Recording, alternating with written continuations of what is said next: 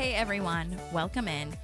Okay, so this is the first time that I've done a bonus pod in, I don't even know. It's been a couple months, but oh my gosh, look at this lovely, well, I don't know, maybe I'll post this, but I moved my desk around and the sunlight is shining directly on my face and now it looks so much better. So hopefully videos will look a lot better and it won't be as like dark and grainy as before because light means everything. Okay? All right, so I guess I'll start from the beginning. But I'm going to try to just be as brief as possible so that everyone can just go about their day and we can have a nice little connection. And if you have any questions, I'll obviously answer. First things first, I think I'm going to make the bonus pods, free because I would rather have more people listening and checking in than not. I was going to say than the money, but I'd rather have the money, but that's not really working out right now. So maybe once I get enough people listening and more people kind of getting into the idea of what these actually are, I'll go ahead and make them free. But Catherine, shouts to you. I just really appreciate you and your support and everything that you have shown me and, given me, and you've given me ideas for the pod. You've, obviously listened to the pod, so I just want to say thank you for that. But to those of you that are listening that are not really sure what this is, it's just where I talk about kind of what's going on in my life and the world. And if you have any questions, I'd love to talk to you. I do eventually hope to have people on so that we can kind of start the transition because I do want to do another podcast after Parks and Rec, after Park Pals. And so maybe this could be something that, transitions into that idea and kind of gets me set up for that. But I have missed bonus pods. I've missed them a lot, but there's been a lot that's been going on this year. So I'll just kind of give a breakdown. But basically, 2024 has been one of the hardest years of my life. And the more I hear about it, and maybe it's because like attracts like, I don't know. But the more I talk to people, the more that I hear that 2024 has been hard for them too. This year has been really challenging for so many people. And I would actually love to hear what everyone else has been going through and kind of just be a support system for everybody. But obviously I know and I have set my expectations that this podcast doesn't always do that because building a community with just me behind the mic doesn't always lend itself to a community building space. But, and it's hard to just type on a comment sometimes if you're busy and you're just wanting to listen. But just know that I see that this year is hard for people. So just, letting you know.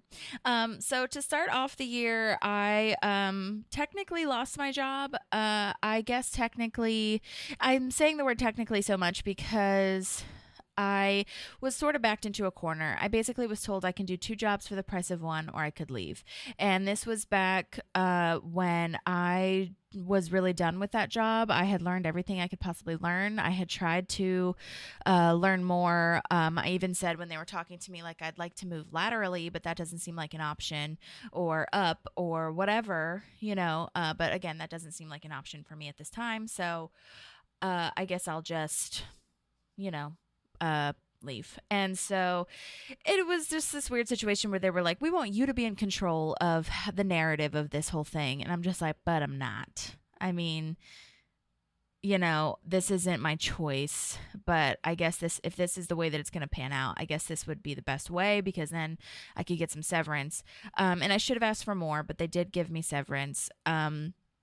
Because it was time to go. I was kind of miserable, but also like I stayed there for the money, but I really wanted to go work from home a lot or like be hybrid in some position or some days.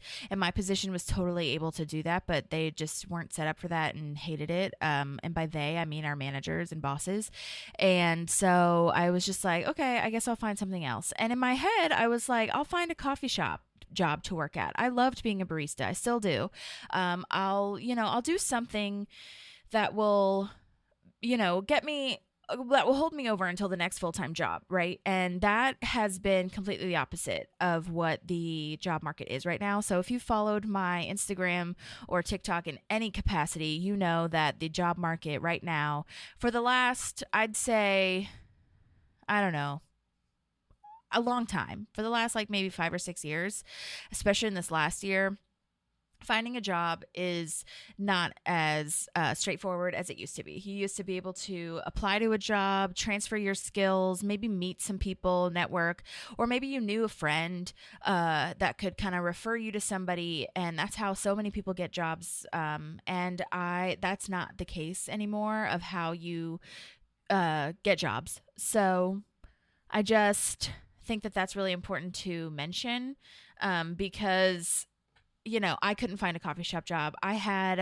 oh my God, I have so many stories, but I obviously, you can go back and watch all my videos because I can't tell you all of them. It's just too depressing.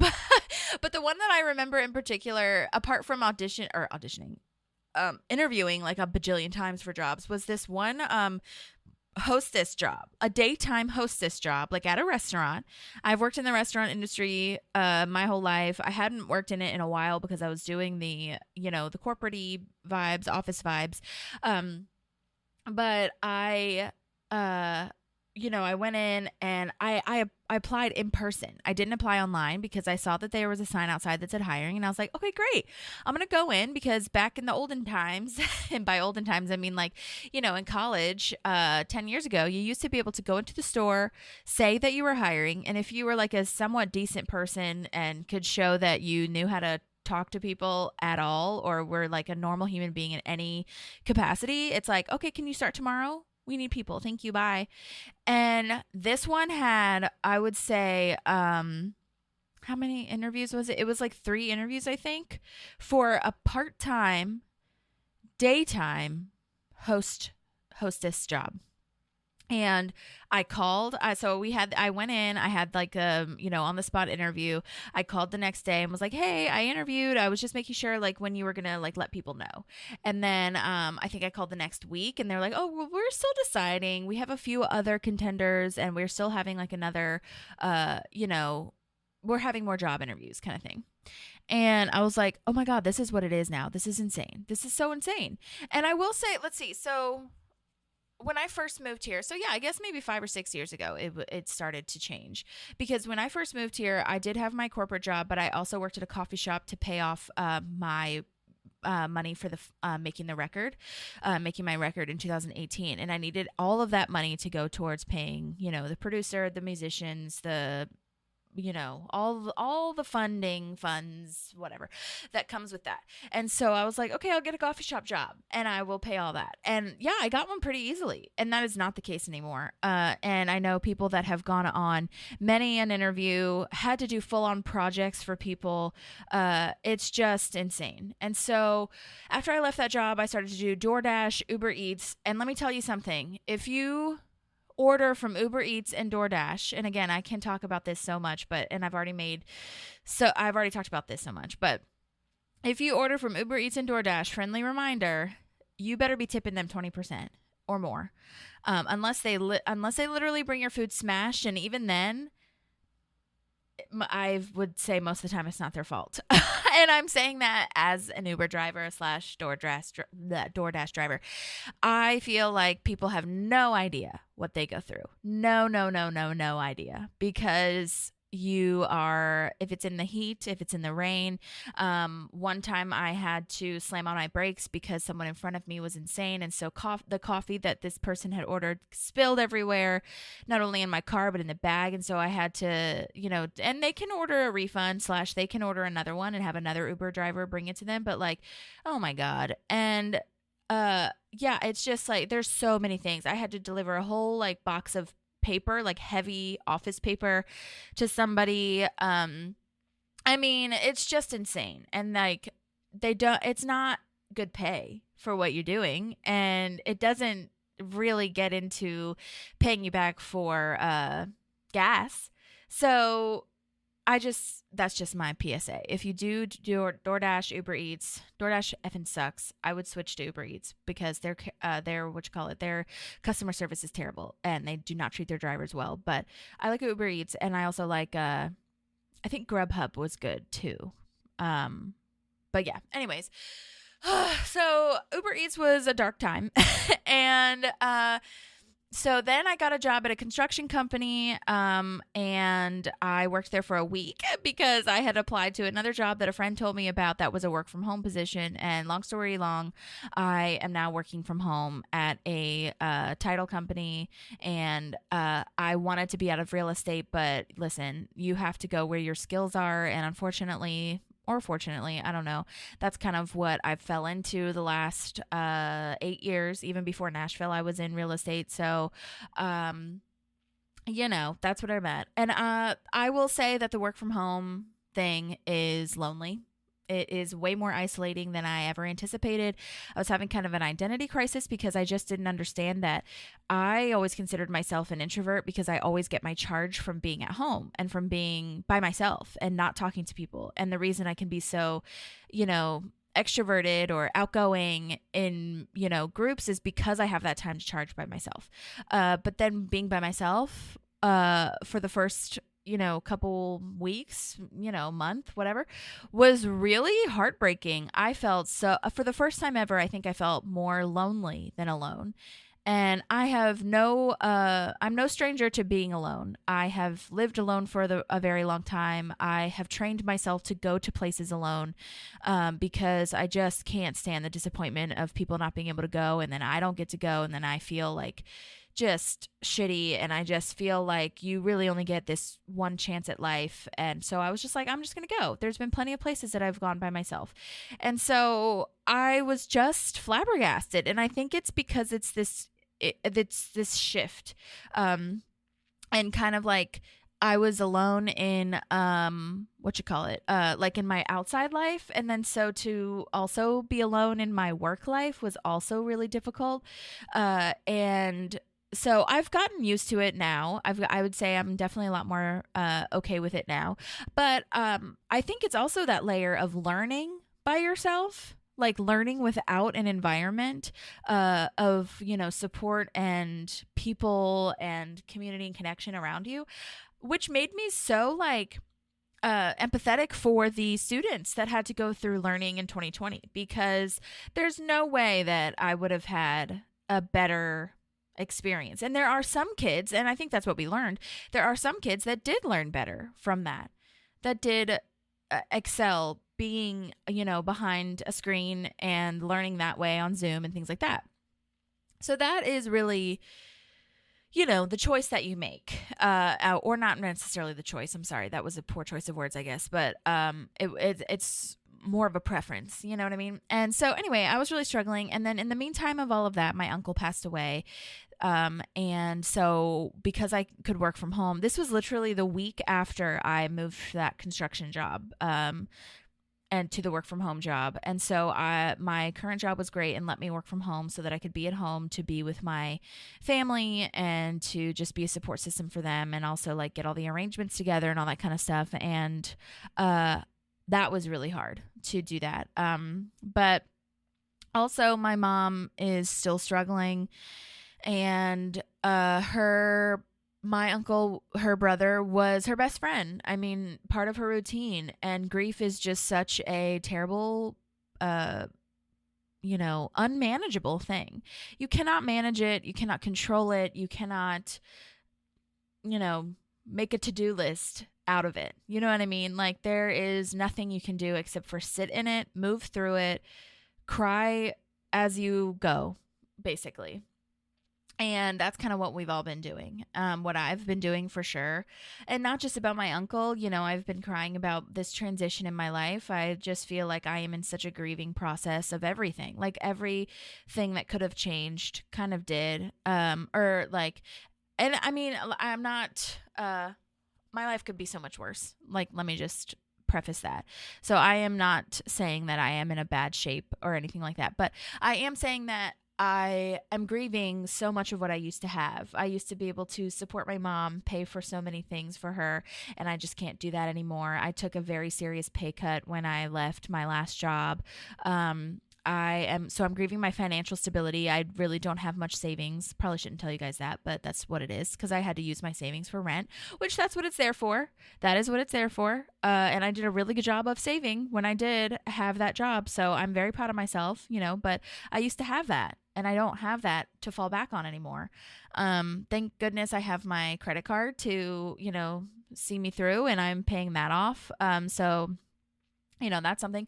So I'm grieving that. I'm grieving my uncle. I'm grieving the way that my mom used to kind of move through the world with my uncle in tow. And I'm also, I guess I'm grieving too, like some friendships that I think, I used to be a little bit more close to. And now that this year has like just shaken some stuff, and I'm older and I don't have the energy to exert as much force into making friendships work that maybe aren't meant to, or relationships that aren't meant to. I also kind of feel like I'm grieving my past life, if you will. Like, I just kind of feel like I have changed so much of everything. And yeah, I mean, it's just different. So that's kind of what I'm moving through, and I'm crying a lot. But, I feel like it's like Taylor Swift, though, where I love that part of her song when she's like, I can do it with a broken heart. And, it's just that's kind of where I'm at right now. And I'm also grieving, my sister is, moved. She has some we're all just in this really big life transition right now. Like she's not struggling. She's going through stuff too. And yeah, I just feel like this whole year has been a year of transition, and it sucks, and it sucks, and it sucks, and it sucks, and it takes forever. And I think I'm very impatient. And then when I know this about myself. I look at the calendar, and it's been 4 months that I have been at this new job. And in the midst of that, my uncle passed away. The job whole situation was crazy. The financial stability of everything was gone. Like everything that I had at one point. I mean, the one thing that I'm kind of holding on to also is that I do have my apartment. I do have a place to lay down my head at night, and that is just like so huge because so many people don't have that. But yeah, that's where I'm at. And I also feel like I'm grieving, if I'm going to be completely transparent, I am grieving the way that the podcast used to be. I can't do the podcast every single week or even every other week sometimes because I just don't have the capacity. I don't have the bandwidth. And not only for bonus pods, but also for the Park Pals, like actual Parks and Rec review. I just don't have all of the time that I used to have in this transition. And so I'm kind of grieving what that is and what that looks like for me now, and kind of just thinking about that whole situation and how, Maddie has her family now, which is so important. And I'm just so supportive of everyone, doing what they need to do and what they want to do also. And so I think that I used to have a little bit more capacity to handle all of this because I had other things in place. But now I am building a foundation again. And that is really, it's hard. It's hard. It's hard. It's hard. It's hard. But I just have to keep reminding myself, and I think we all have to keep reminding ourselves that we are fine. We're doing fine. We're doing our best. There's nothing else. Like if you look at your life, and what I've been doing is I'm looking at my life, I'm seeing the positive, but I'm also looking at like, is there anything really that I could change? And to be honest with you, I just don't know what else I could change. I don't know what else I could sell to make back the money that I lost from this pay cut. I can't do that. I've picked up catering shifts. I've said no to trips again because I think I also need to change. And this is the last thing I guess I'll say about this part, but I think I need to change my mindset on finances because for so long, especially this year, it's really been, I feel like my money is controlling me and not the other way around.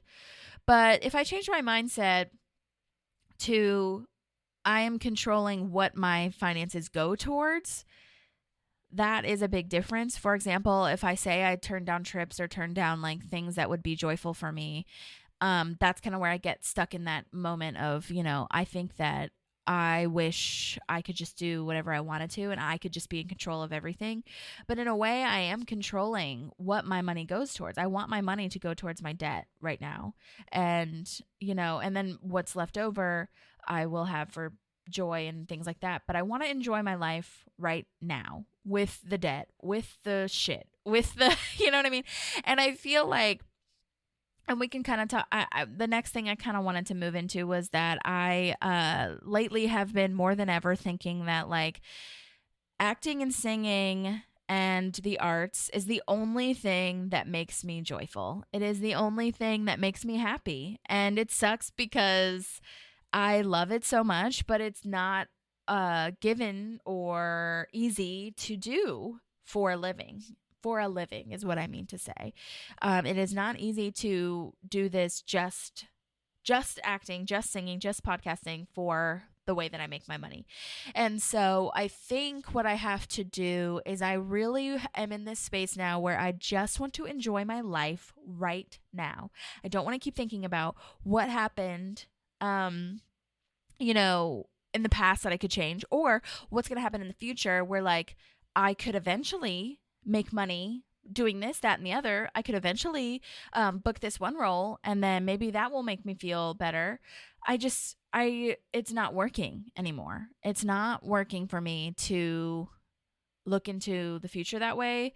And I think I'm tired, but it's also more of like a mindset like thing because I just want to enjoy my life right now. And I don't know what that really looks like. I think I put a lot of pressure on myself to take care of my mom and a lot of pressure to make sure that I am connecting with my family, which I love. But I need to build relationships that are a little bit stronger here. I need to be okay with surface relationships a little bit more because I crave connection so much, and I crave like talking to people one-on-one and really knowing like, where did you grow up? What high school did you go to? What was your childhood like? Like, you know what I mean? Like those funny TikToks of like, I meet you in 5 seconds and we're talking about your traumas. You know what I mean? Like that's kind of what I crave. But I also know that there is some merit to the surface relationships. And I don't necessarily mean that in a negative way. I really more so mean that in, when I go to the friend group parties that are like 20 or 30 people, I feel like sometimes I'm in a room of people that I don't actually really know who you are. And you have to kind of pick and choose, like, who am I going to talk to about a deep connection in this, couple of hours that we have? Or am I just going to try to make some like, baseline entry level chit chat? And if it leads to something else, great. But if not, then at least we had a nice, fun conversation and didn't dive too deep. And I think that's why I consider myself an introvert too, because of all the things I've read too, where introverts really just crave talking to people on a much deeper level than extroverts are like, yeah, I know you and I know you and I know you and I know you. You know what I mean? Like it exhausts me to do that. But I think there's some merit to it. And I don't think that I've been cultivating the relationships like I should maybe. And I've tried. I'm not, disregarding my efforts here because I've definitely tried and I've hung out with people one-on-one before, but that's something that I think I want to take into this year. I guess that's what this podcast kind of is. Something I want to take, the things I want to take into this year is building and cultivating more relationships and not letting money just take over my whole entire life.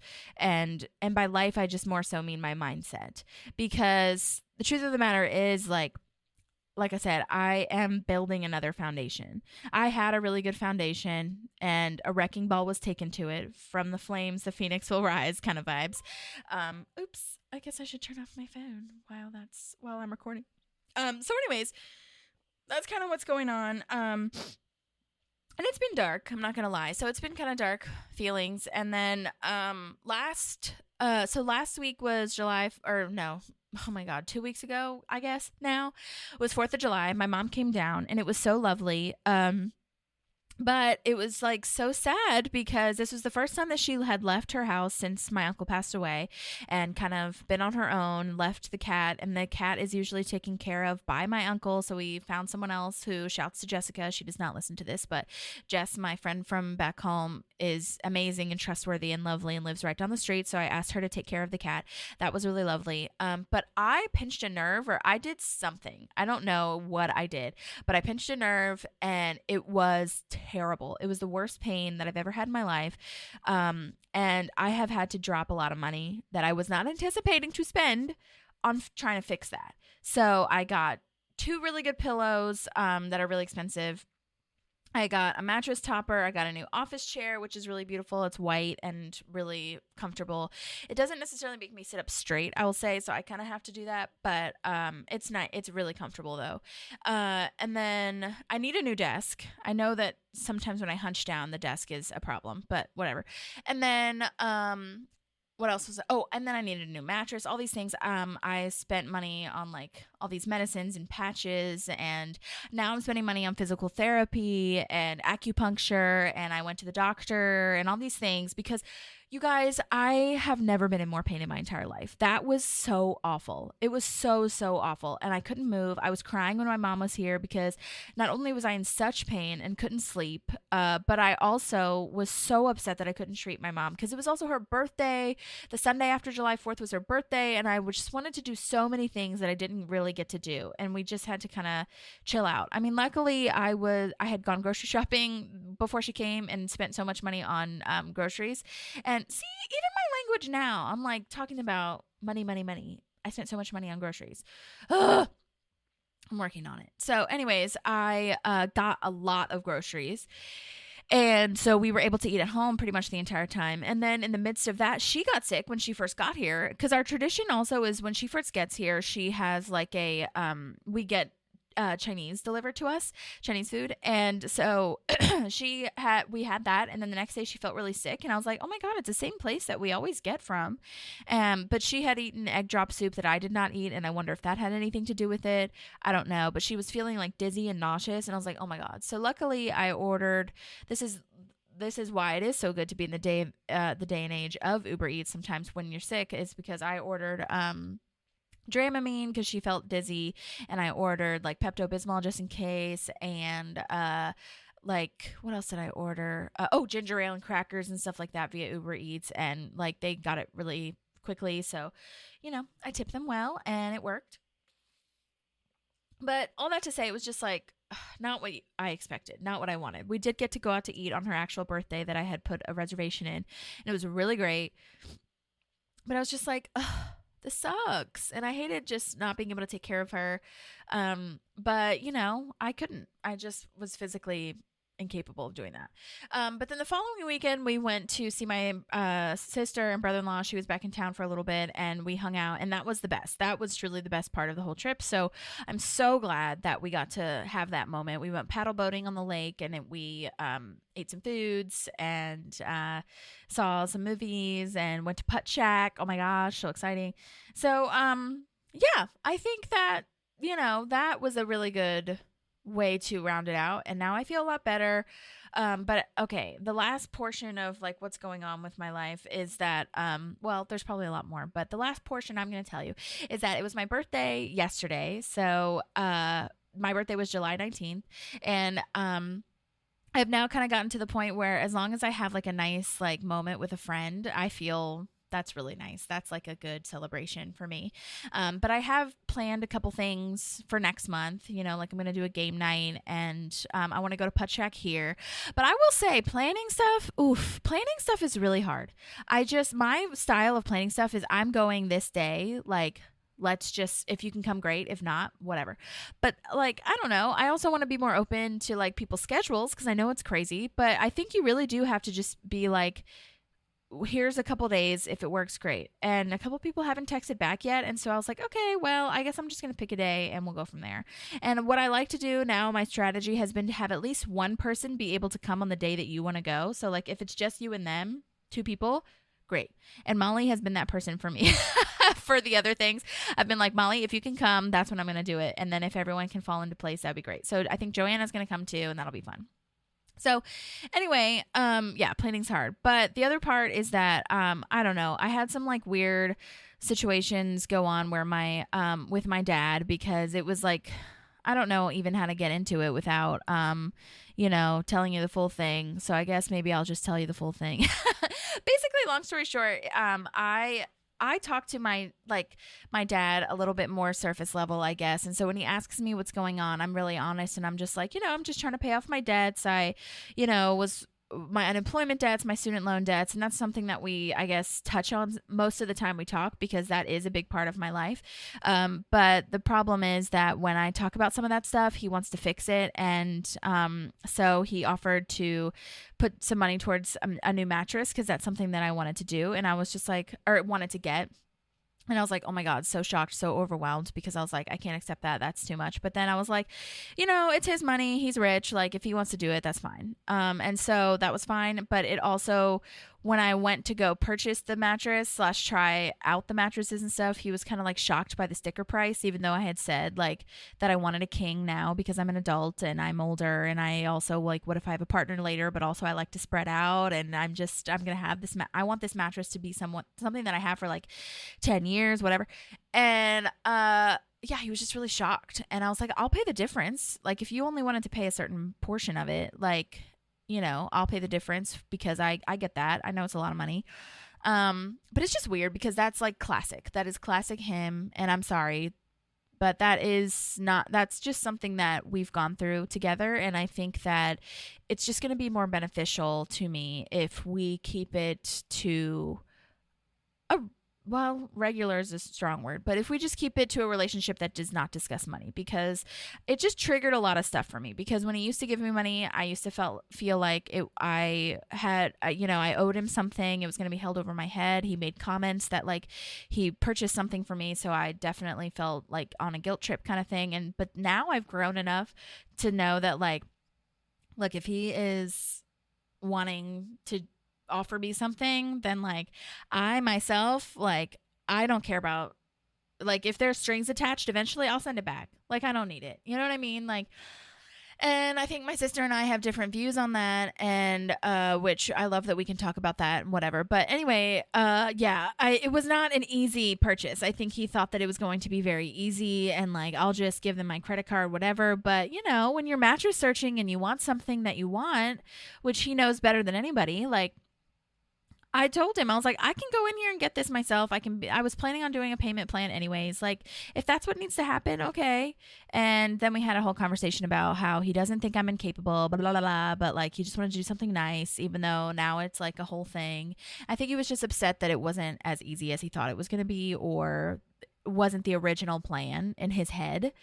And in my head, I'm just like, but I said I wanted a king before. I don't know. It was a whole thing. And but that's also, I don't know, man. That's kind of what rich people do, I feel, is like they make you feel guilty because they've just given you money. So like you can't be mad at them, or you can't have any sort of like feeling about how to move through that. You just kind of have to accept it. And I'm not doing that anymore. I'm so grateful. That is so much money. I have so much awareness. You guys know I have so much awareness of how much everything is. Okay. I know how much money that is. So I am so grateful, beyond grateful. But if there are strings attached, it's not worth it. You know what I'm saying? So I don't think there are strings attached in this case. I think there was just some, confusion and upset. But it's just like one of those things where, in the past, and that's why I think we've grown, because in the past, he'd say he'd do something or help me with something and then didn't, eventually. And that's kind of where I set my expectations. You have to do that with anyone. And so this time I feel like I handled it better. I was really proud of myself because I handled myself mentally a little bit better. And maybe to you guys, this feels like, well, he bought you a fucking mattress. Like, you need to just calm down. But the guilt and the trauma that came from childhood, I think kind of sparked up a little bit. And I think that's what my sister was kind of warning me against, and, whatever. But, it ended up being great. And so we'll just see what happens from there, So anyways, because that's something I'm getting better at too, is accepting stuff. I'm about to post my Venmo on Instagram, honestly, because why not? No one can afford it anyways. So I don't know. Anyway, well, that's kind of what's been going on with me. I've also been thinking about moving to Chicago. So we'll see if that happens. I've got more to talk about with that. Hopefully next time it'll be a little bit more lighter. I don't know. Will it? I don't know. Maybe. Anyway, well, that's really all I have to say. Don't forget to go vote in Tennessee and anywhere you are. Voting is happening now. Most primaries are happening now. Early voting, I believe, ends on July 28th, 27th for Nashville. And then August 1st is the actual voting day. So go ahead and get that vote out there. Gloria Johnson is on the ballot. Circuit court judges, Bob Freeman is on the ballot. He's great. People that are fighting for gun control, And I also have a PSA that if you're still searching for a therapist like I am, can we just keep going? We have to keep going because finding a therapist is really hard. So, anyways, that's kind of like where I'm at right now. Yeah, I guess I have nothing else to say. All right, well, let me know if you have any questions. Yeah, and happy birthday to me. Thank you so much for listening, and I hope that we can do some more bonus pods, and I hope that you listen to the actual pods. And yeah, if you want to donate to the show, you absolutely can. There are ways to do it. So hopefully that will help us keep going a little bit, because if this was my paid job, oh my God, that would be the absolute bee's knees, because I want that for my life. But, I've just got to come to terms with reality here a little bit. And that's also what I'm grieving. I forgot to say that. I am grieving the idea that I'm ever going to make a living at being an artist. And that is so sad. That is sad. But I want to be happy right now. And I just can't keep waiting for being an artist as a living to make me happy. You know what I'm saying? So that's where I'm at. So anyways, I hope that you guys have a wonderful week, and I hope that this was not such a bummer. And thank you for listening. If you've listened all the way down, don't forget to follow all the way to the end. Yeah, hope that we talk soon. Okay, love you, bye.